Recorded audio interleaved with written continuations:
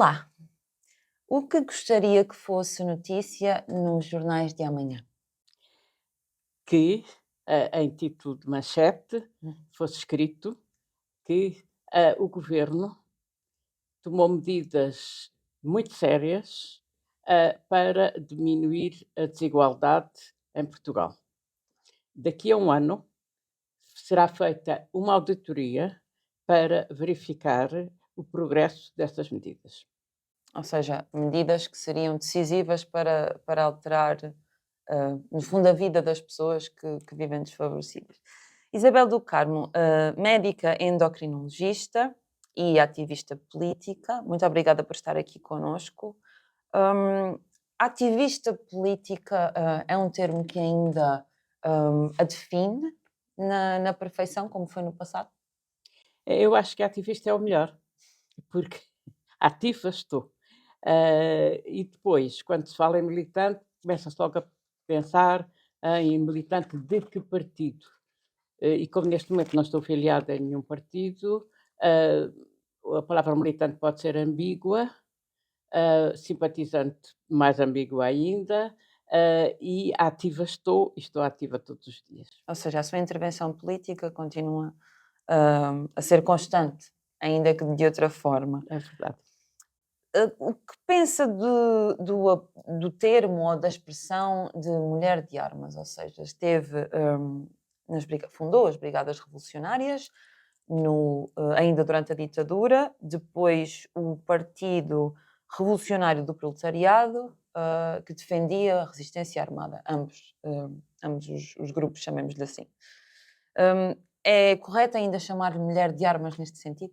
A mulher de armas é uma palavra, literária, digamos, que significa, essa pessoa, essa mulher, é uma mulher que se põe com força, Sim, e que enfrenta com força os acontecimentos, sejam eles quais forem.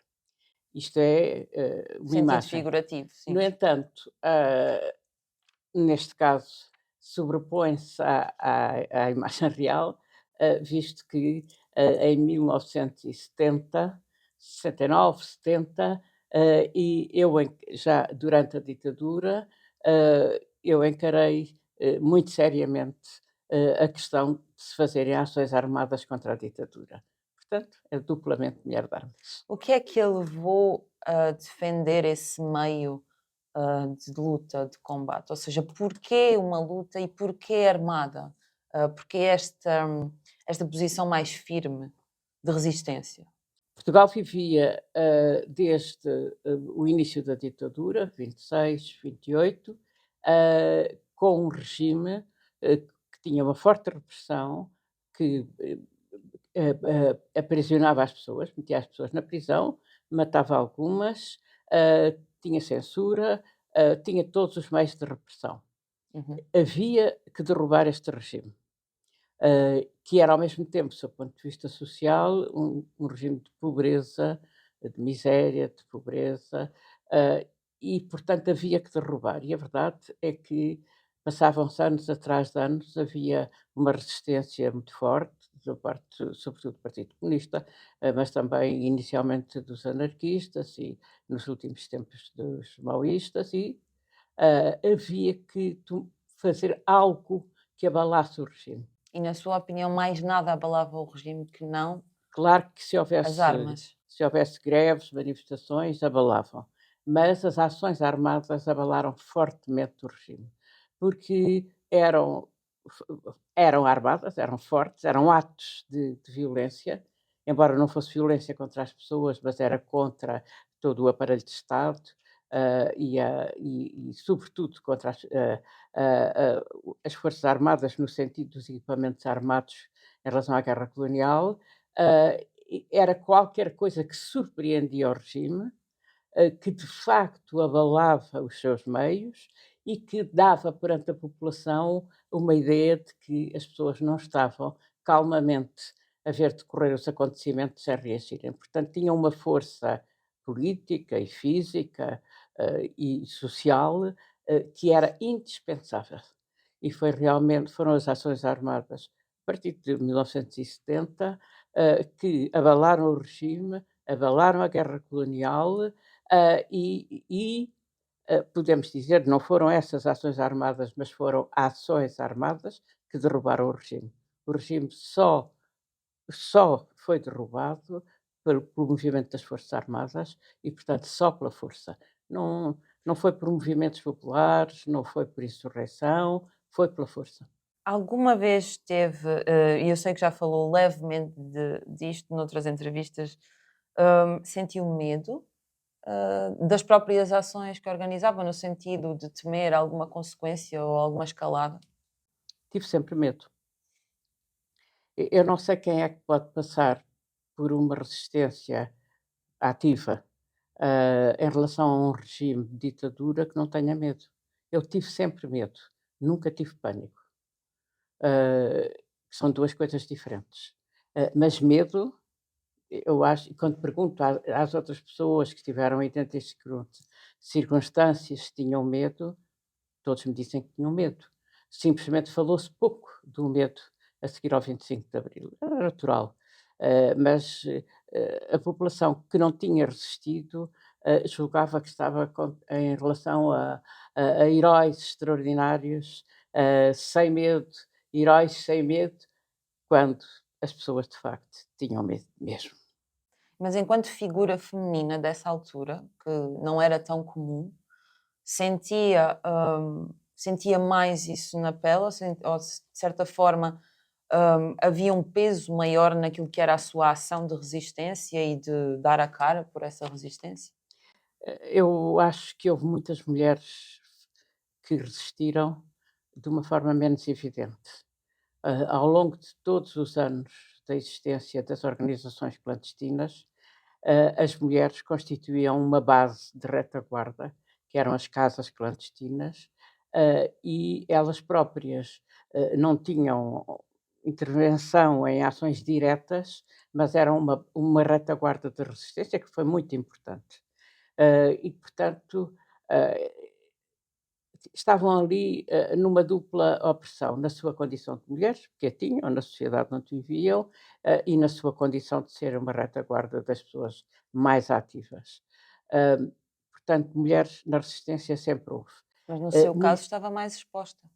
na questão da luta armada, houve camaradas minhas, várias, pela primeira vez, pela primeira vez na história da resistência, em que elas próprias intervinham na ação, em que eu própria estive ah, ah, na coordenação e na ação em coisas armadas, e, portanto, de facto, éramos mais expostas nesse aspecto, mas se fôssemos presas, a repressão era tão grande para uns como para outros. Não havia diferenças mesmo.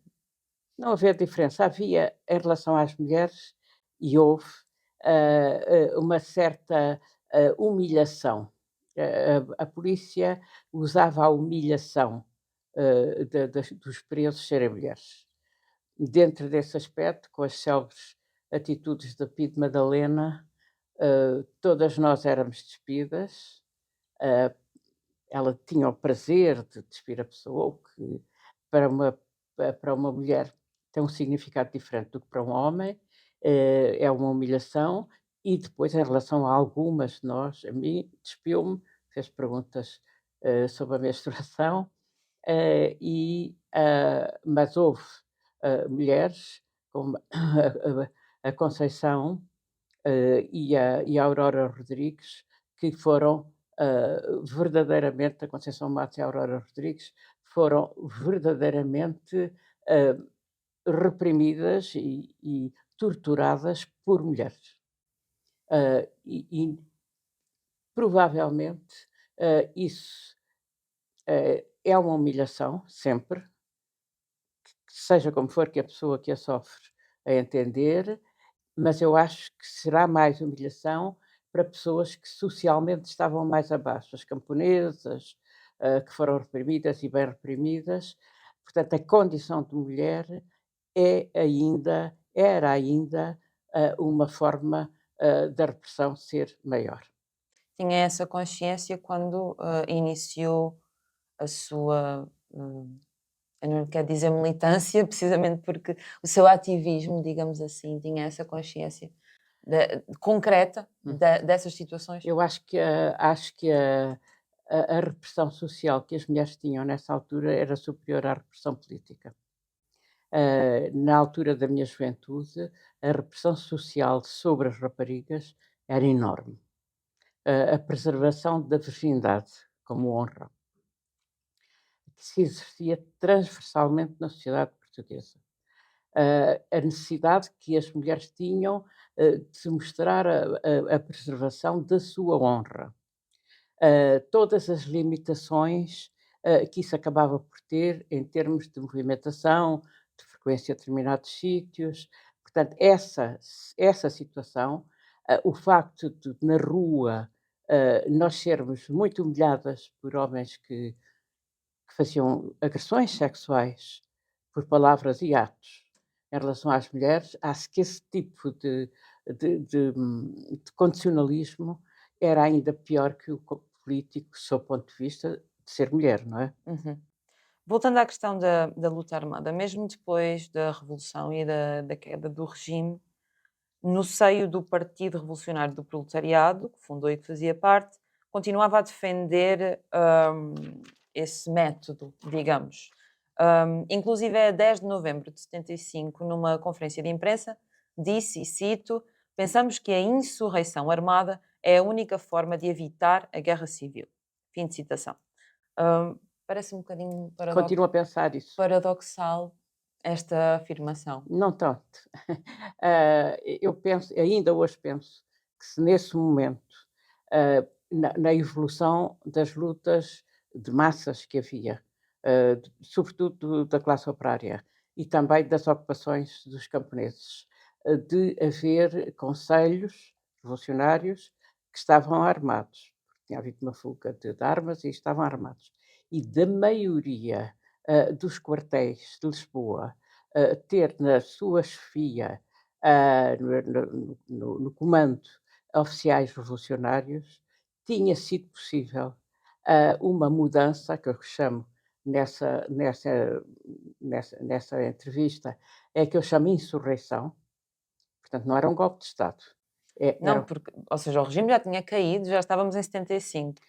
mas eu estou a falar Sim, do poder de então. Tinha ok. passado tinha passado agosto, Pinheiro de Azevedo tinha se constituído enquanto governo, tinha havido uma alteração de orientação, do governo anterior, que era um governo, muito avançado do ponto de vista de medidas sérias em relação aos salários, em relação à organização dos trabalhadores no local de trabalho. Portanto, no governo anterior tinha havido medidas sérias.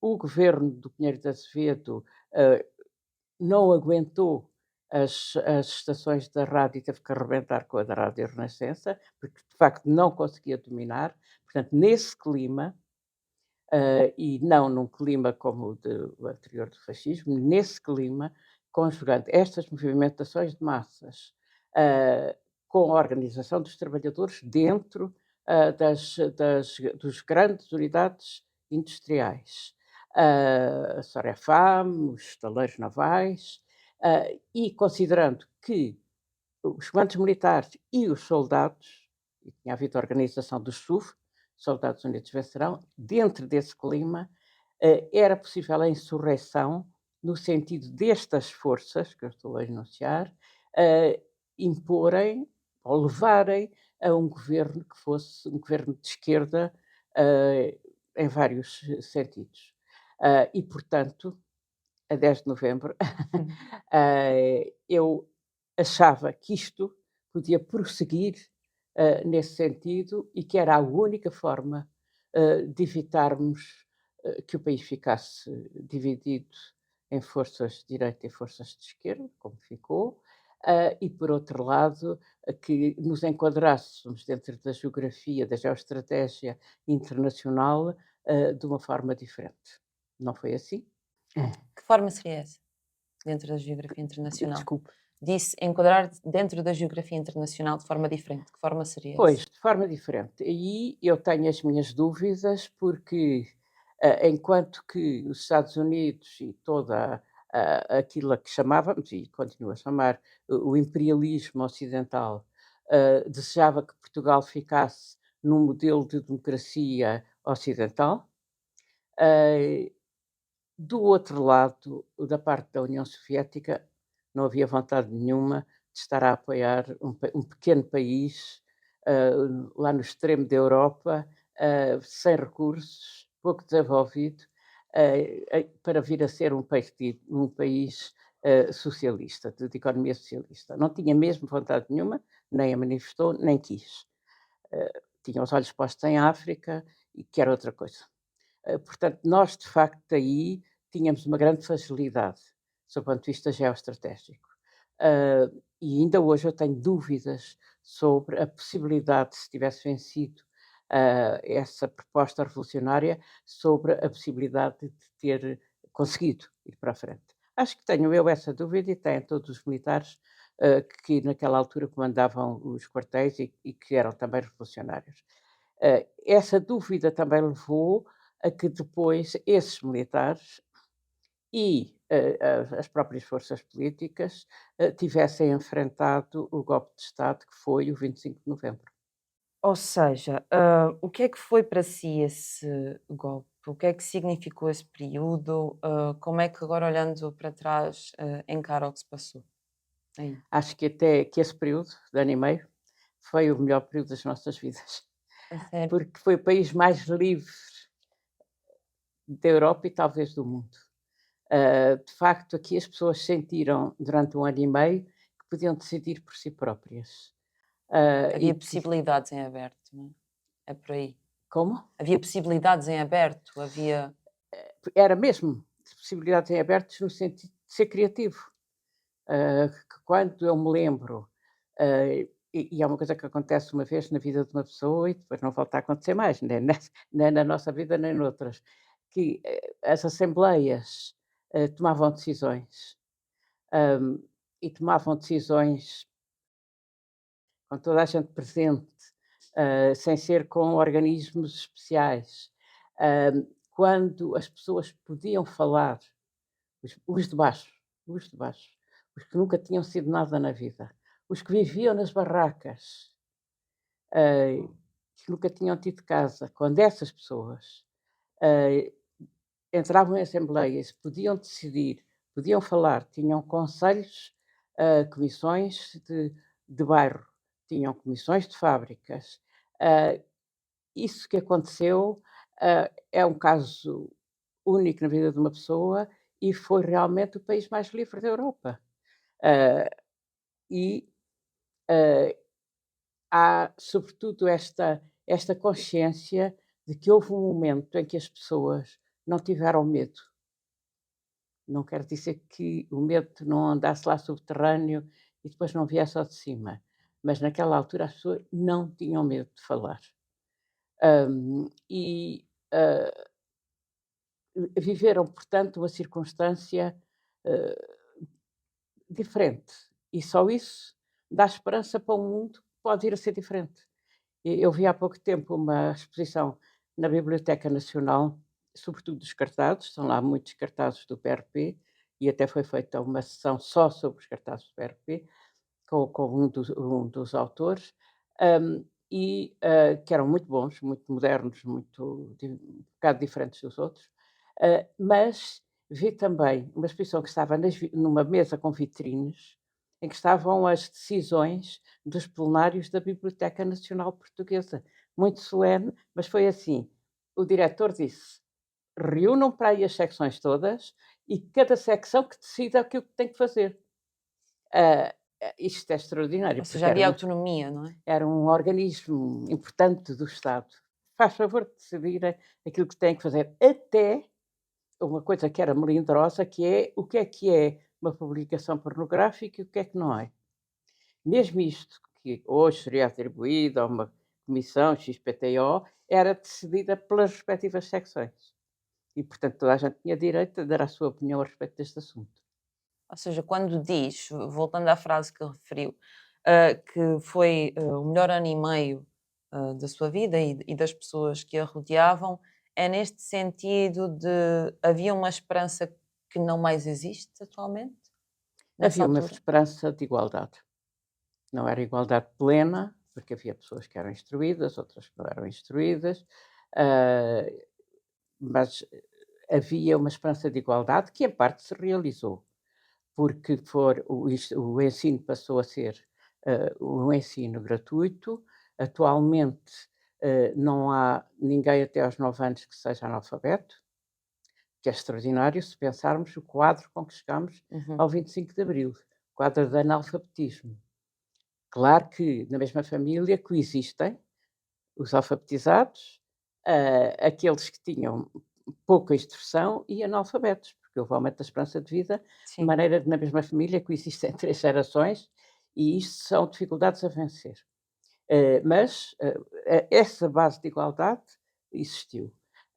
Por outro lado, criou-se o Serviço Nacional de Saúde, que em 79 foi institucionalizado e, em todo o país as pessoas passaram a ter acesso, aos serviços de saúde, embora a evolução depois fosse muito turbulenta, porque o neoliberalismo a partir do momento 79, 80 começou a infiltrar fortemente as estruturas portuguesas, mas de qualquer maneira conseguiram não destruir o Serviço Nacional de Saúde e se uma pessoa, mesmo muito pobre, neste momento, tiver uma situação emergente, vai aos hospitais E portugueses, é mesmo que tratado. depois tenha que esperar lá umas horas. Uhum. Mas nada disto acontecia antes do 25 de Abril. Portanto, uma parte da luta contra a desigualdade e uma parte da igualdade foi preenchida. Mas depois há todos os outros lados da desigualdade. Qual é que não foi preenchida e que havia essa esperança que fosse? Essa esperança existiu até o triunfo do 25 de novembro. Uhum. Digamos que esta esperança que existia, de que o COPCOM foi uma grande liderança, o COPCOM, dirigido pelo Otelo, foi verdadeiramente ali o núcleo duro das ações que foram feitas no sentido de dar casas às pessoas, de consentir as ocupações, ajudar, apoiar, de fazer a alfabetização no Norte. O COPCOM, com o Otelo, foi, e com os oficiais que lá estavam, e que depois foram todos presos no 25 de novembro. Este período ah, podia levar a que pudéssemos imaginar um país menos desigual. Uhum. Já falou, e já disse publicamente que a data do 25 de novembro foi para si uma derrota e usou esta palavra. Foi uma derrota. 25 de novembro foi um golpe militar organizado a partir de agosto de 75, no sentido de combater os movimentos mais avançados, nomeadamente também o COPCOM, nestas ações que levavam a mais igualdade. Portanto, esse movimento armado, a partir de agosto de 1975, foi-se construindo com base nos partidos que estavam desse lado, uma larga faixa, ainda, pelo menos no início, da extrema-direita organizada, que entretanto tinha o seu núcleo em Espanha, portanto, depois ganhou a sua estrutura de tal modo que, no momento do 25 de novembro, encontrou aquilo que se chama a lebre, que foi a revolta de Tancos, Uhum. por causa de questões militares internas, e essa revolta de Tancos desencadeou aquilo que foi chamado de contragolpe e que depois venceu os pardéis, eh, sobretudo do Porto também, mas sobretudo da área de Lisboa, que podiam ter-se oposto, Almada, Setúbal, Estremoz, praticamente, esses quartéis podiam ter sido uma força de oposição a esse movimento do 25 de Novembro, não foram, e não foram, porque eles próprios tinham dúvidas no comando, que poderia haver para travar esse golpe do 25 de Novembro, e por outro lado, porque houve uma força política que fez um acordo de última hora ou não tanto, mas enfim, que fez um Na acordo. sua opinião, não foi de última hora? Como? Não foi de última hora, na sua opinião? Não, porque as reuniões de Mel Antunes com Álvaro Cunhal foram feitas em setembro e, portanto, não foi de última hora. O que foi de última hora foi os militantes desse partido tomarem conhecimento de que deviam recuar, de que tinham que recuar. Isso sim, foi de última hora, porque eles estavam organizados para afrontarem o golpe de direita, Tudo o resto já estava. mas recuaram. Atualmente, aqui em Lisboa, em particular, assinala-se esta data. Há quem diga Qual data? 25 de novembro. Há quem diga que ela devia ser um feriado equiparado ao 25 de abril. O que é que pensa sobre isso? Penso que isso é mesmo neste momento em que mesmo os militares que integraram o 25 de Novembro e que são pessoas que se colocam numa área do Partido Socialista ou até neste momento mais à esquerda, esses militares que integraram esse movimento, eles próprios já há muito que se descolaram dessa força de direita. Há muito que se descolaram e penso que de maneira nenhuma querem comemorar o 25 de novembro. E como o 25 de novembro foi um movimento militar, se quer comemorá-lo, tem que ser com os militares que o fizeram. Ora, e os militares que o fizeram estão noutra, não, estão noutra bem mais à esquerda, até pela evolução dos acontecimentos económicos e sociais. As forças políticas que apoiaram o 25 de novembro, essas sim, gostariam de comemorar o 25 de novembro, como aquilo que eles dizem a normalização da democracia, e possivelmente vão comemorar. Mas julgo que os que comemoram com uma forma muito fraca de adesão, que se vai reduzir a isso, aos partidos mais à direita e às forças mais à direita e extrema-direita.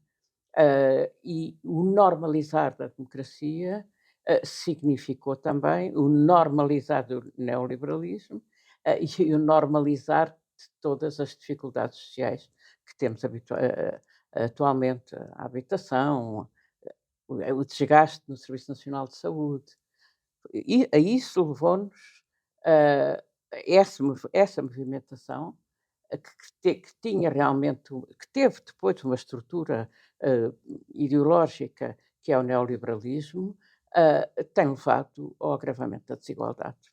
E isso ninguém pode negar, está nos gráficos. Passado alguns anos, ou seja, em 78, 78. sim, foi presa. Hum, Portanto, na sequência, depois de tudo o que aconteceu do 25 de novembro, eu esperava que isso viesse a acontecer, ou seja, já em democracia, sempre correu esse risco, enquanto combatia a ditadura. Mas esperava que isso acontecesse em democracia.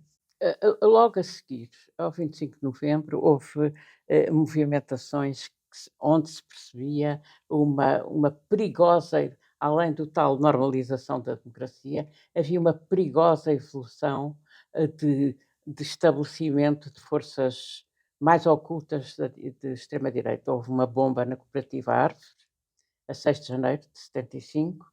Eu tive logo, até em dezembro, um mandato de captura ao qual eu fugi do governo por crime de liberdade de imprensa. Eu tinha um jornal que era a Revolução, onde dizia estas coisas e, portanto, tive esse mandato de captura que não foi executado, portanto, sentíamos durante aqueles meses um crescendo de forças de direita, embora tivéssemos continuado a fazer tudo na mesma. Reuniões, comissões de trabalhadores, comissões de bairros. Eu fui fazer um comício a Viana do Castelo, já em 76, bastante, bastante avançado, e depois foi perseguida. Portanto, havia ali depois houve as eleições do hotel, Uhum. que foram muito fortes, com os grupos de unidade popular muito fortes, e para uma organização que não tinha partido nenhum concreto dos institucionais a apoiá-lo, foi uma coisa mesmo muito importante. Portanto, nós continuámos com muita força, com muito ânimo, mas também sentíamos que as forças de direita, mais à direita, continuavam ali, o ELP, Uhum. que nunca foi nem julgado nem castigado, e que matou pessoas. E, portanto, quando eu fui presa em junho de 1978, não era ilógico. Não foi ilógico, foi lógico. Lógico, mas foi chato. Mas já estava mais ou menos nas suas previsões que isso ia acontecer durante esse tempo? Pensei que era possível. Depois do 25 de novembro, estas coisas eram possíveis. E foi. E eu fui presa em 78. Como é que passou esse tempo em que esteve encarcerado? Depois de 78, Sim, o tempo em que esteve. em que foram 4 anos. Sim. Passei de formas diferentes. Os primeiros tempos estive em isolamento, o que é extraordinário, depois do 25 de Abril, haver a solitária. Estive em isolamento Uhum. em Caxias durante 8 meses. Fui julgada no Tribunal da Boa Hora por um juiz do Tribunal Plenário. Outro que era mais além do que o Tribunal Plenário do regime, era da extrema-direita do regime fascista, e um terceiro mais discreto. E com um Ministério Público, o doutor Maia Costa, que era da Intersindical e do Partido Comunista. E esse senhor pediu-nos 16 anos de prisão e, para mim, 11 ou 12, qualquer coisa assim. Depois houve recurso. A acusação era, só para contextualizar, a Era de autoria assaltos a moral, não bancos, era? a teoria de assaltos a bancos, a autoria moral de assaltos a bancos, sim. Mas era uma pena fortíssima. Mesmo para essa acusação, era assim mesmo assim a querer, fica aí para o resto da vida. Destas duas forças. E depois houve recurso desse julgamento, e houve recursos sucessivos, e eu acabei por sair ao fim de 4 anos sem nenhuma amnistia, sem nenhum perdão, sem nenhuma condenação, apenas processo de prisão preventiva. Tanto Ou eu como o seja, Carlos nunca Antunes. chegou efetivamente a ser condenado, apenas. Nunca, nem fui condenada e, sobretudo, não fui perdoada e não tive amnistia, porque muitas vezes parece que houve isso, perdão ou amnistia, não houve nada. Portanto, a certidão criminal sem nada, limpa. Mas foram 4 anos. E aí estive em condições diversas. Esses primeiros anos de isolamento, com um quarto de hora de intervalo, de recreio. Depois fui para o Porto, para uma prisão de alta segurança, Custóias, mas onde o espaço feminino era bom, era aberto, as celas ficavam fechadas à noite, foi francamente uma exceção no meio daquilo tudo.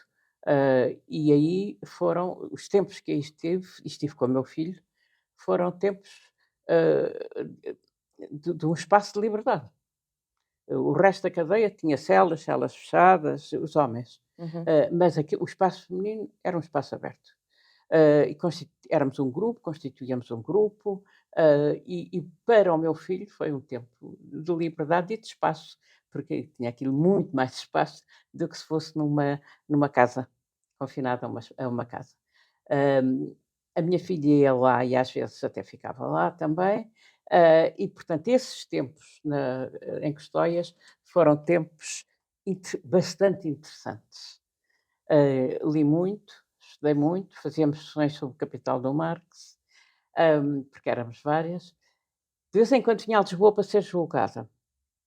E aí era péssimo, porque estive nas Mónicas, e as Mónicas ainda era uma cadeia à antiga.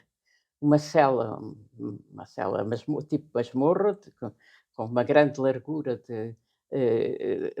do muro até à janela, muito estreita, e com um isolamento enorme. Com isolamento muito grande, isto era ilegal, do ponto de vista da legislação das cadeias. Eu protestei junto do juiz de penas e junto do diretor.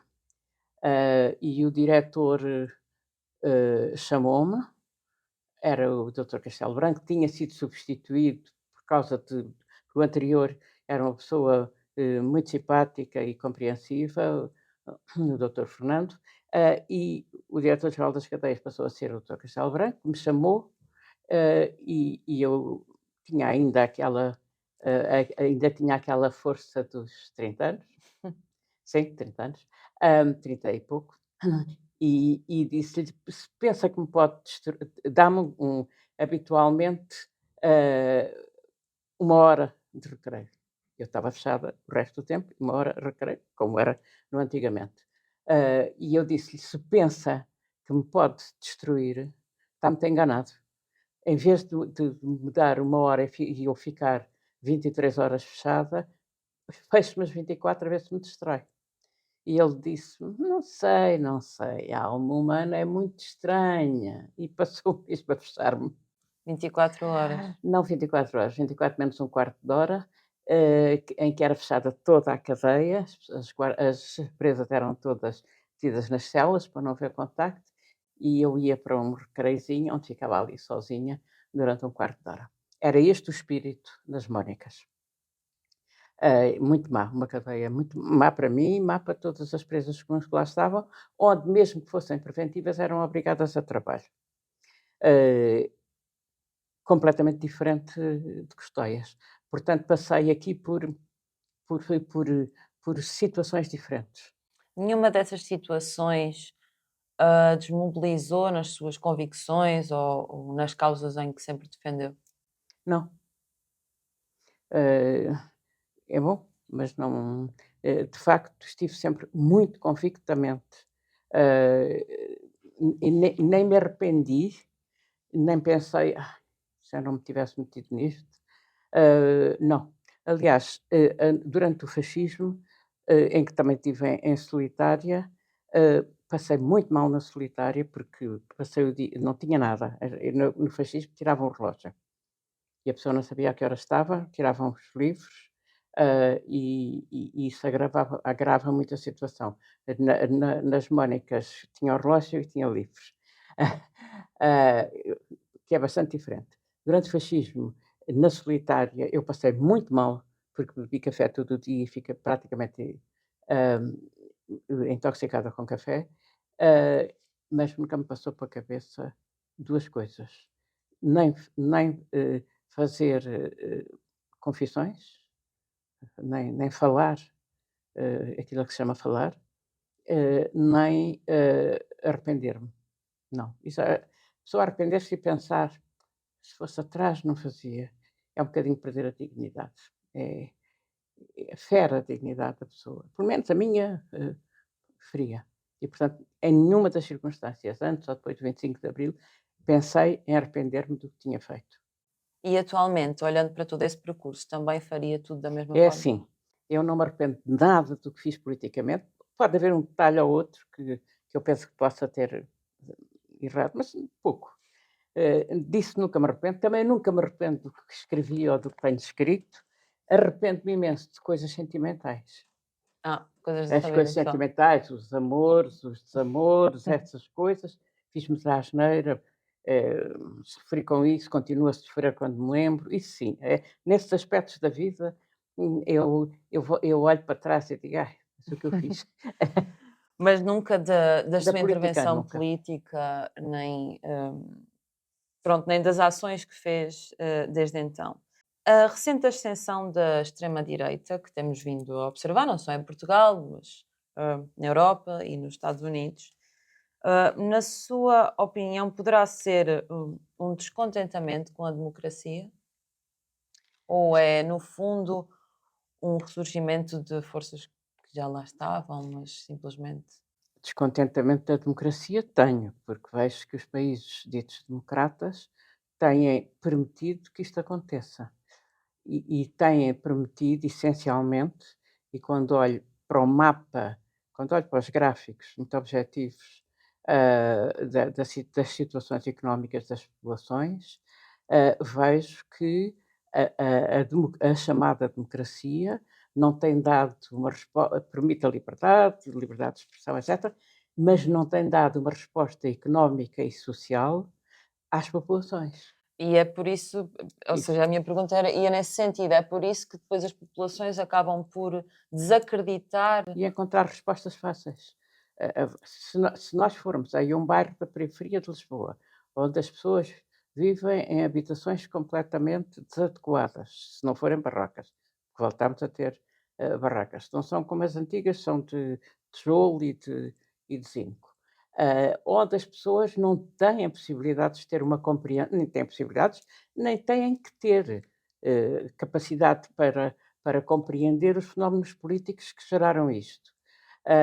E se lhes for alguém que responde a esta situação de uma forma simples, se lhes disser, nós vamos arranjar casas para vocês, nós vamos fazer com que vocês não paguem impostos, que é um slogan interessante porque metade da população não paga impostos, não é? Mas julga que paga. Paga a segurança social quando trabalha, mas impostos não paga. Mas isto eu verifico constantemente quando falo com as pessoas e falo muito. Julgam que pagam. E se alguém lhes for lá dizer não pagam, não deixam de pagar impostos, que é os descontos que eles fazem para a segurança social, se alguém os aliciar com este tipo de conversa, insegurança, há muita insegurança. E há insegurança porque há as pessoas afrodescendentes que vieram para cá, há insegurança porque há ciganos que estão aí à volta das populações. E, portanto, vocês vão deixar de ser atacados, vão deixar de ser roubados, e vai haver aqui uma polícia para vos proteger e para estabelecer a ordem. Isto diz alguma coisa na cabeça das pessoas. E até às vezes em pessoas que votavam bastante à esquerda. E que votavam porque a esquerda em que eles votavam também lhes diziam coisas deste tipo, que era o futuro delas, e algumas foram cumpridas, outras não. Uhum. Portanto, a esquerda que lhes prometia habitação e outros benefícios desse tipo, não haver esperas desesperantes nos hospitais, nas urgências. A esquerda que lhes prometia isto não cumpriu. Não cumpriu. Sobretudo não cumpriu a habitação. E, portanto, vai-lhes aparecer uma extrema-direita em que tudo é possível prometer. É fácil. Portanto, esta é a evolução destes últimos anos. E depois é a própria os governos portarem-se de uma forma, nem sei como qualificar. O Macron faz umas eleições em França, que em vez de serem eleições, afinal era uma sondagem. Ah, e Após as europeias, né? As últimas Após europeias. as europeias, pois. E após a derrota que tinha tido nas europeias.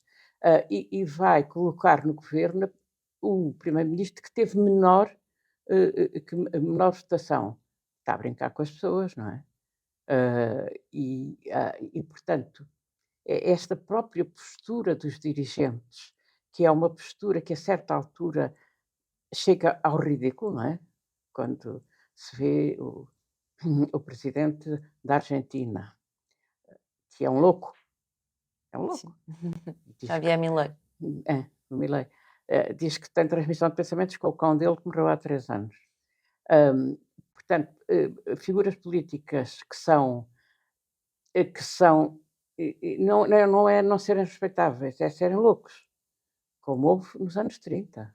Quando nós olhamos para as figuras do Hitler e do Mussolini, eram figuras palhaços.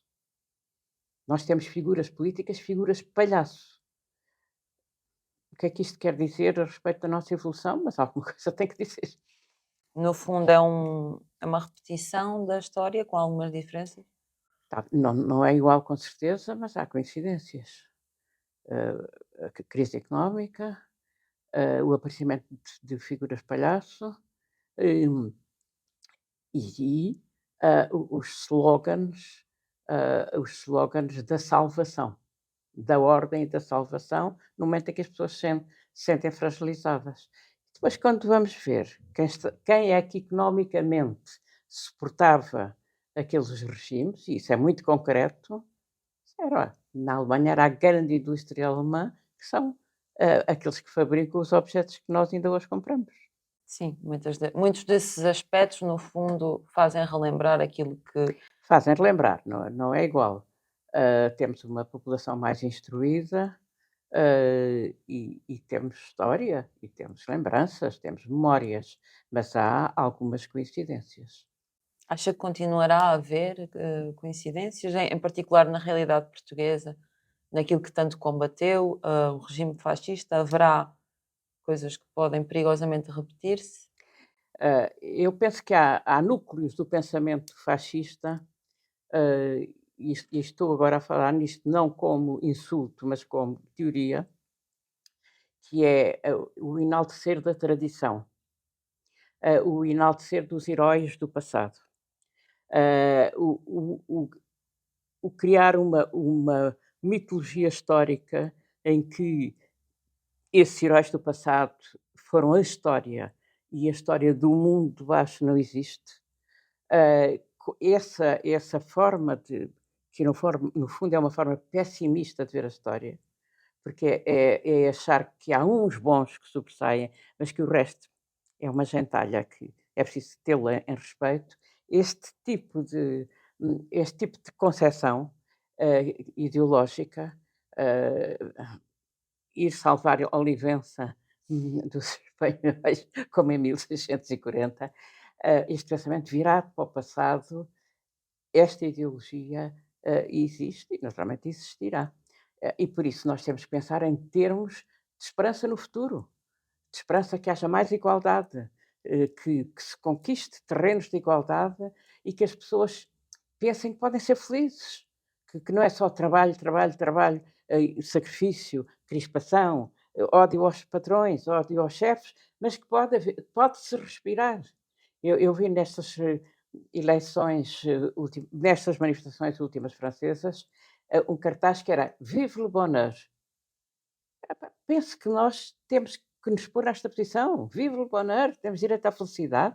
O ser humano tem o direito a respirar, a ser feliz, a estar com os amigos. Não é ser rico, é ter uma casa e ter comida. A ter uma vida digna, É, no fundo. Isso já digna. não parece possível essa felicidade, ou seja, há tanta crispação e a polarização, é tão grande e está a tornar-se tão forte que no fundo parece que já não há essa possibilidade de respirar.